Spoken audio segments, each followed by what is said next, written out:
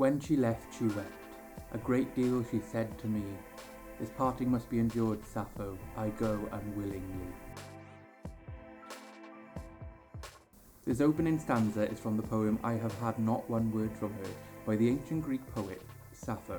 It is one of the many poems written by Sappho that depict her affections towards women. In this poem, the pain that Sappho is dealing with is so great because of her lover leaving her, going so far as to saying that she wishes she were dead.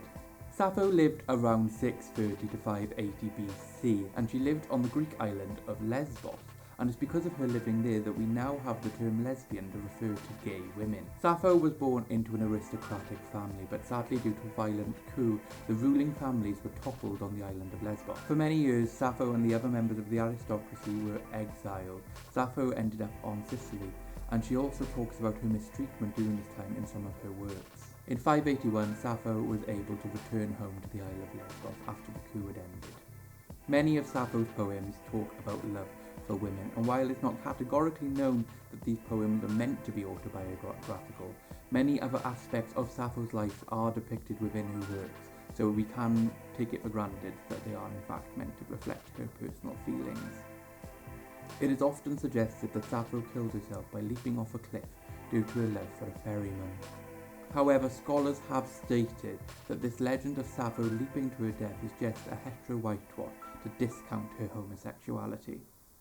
Now, from the first lesbian to the first lady, Eleanor Roosevelt was the first lady in the United States between 1933 and 1945. Eleanor was known to being allowed to have an affair by her straying husband, and she chose to have one with the American reporter Lorna Hickok. This affair was revealed after Eleanor's death due to a series of love letters that were found between the couple.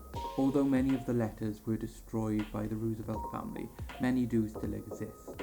One of them saying, "I want to put my arms around you, I ache to hold you close, your ring is a great comfort to me, I look at it and think she does love me, or I wouldn't be wearing it."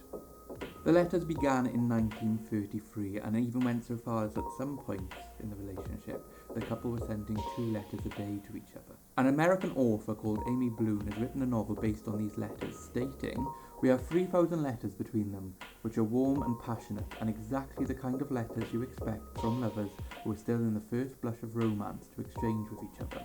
These letters have been publicly available since the 1970s.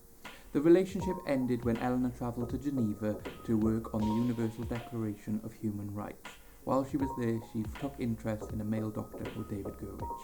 Sappho and Eleanor are just 2 examples of the women throughout history who are gay or bisexual, and sadly both of them are victims of hetero-whitewashing by historians and even their own families to try and hide the gay and queer aspects of their lives.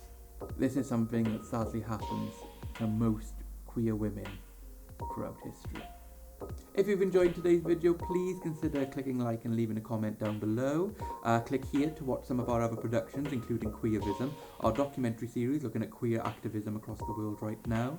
And of course, don't forget to click subscribe and the notification button to keep up to date with Third Time Lucky productions.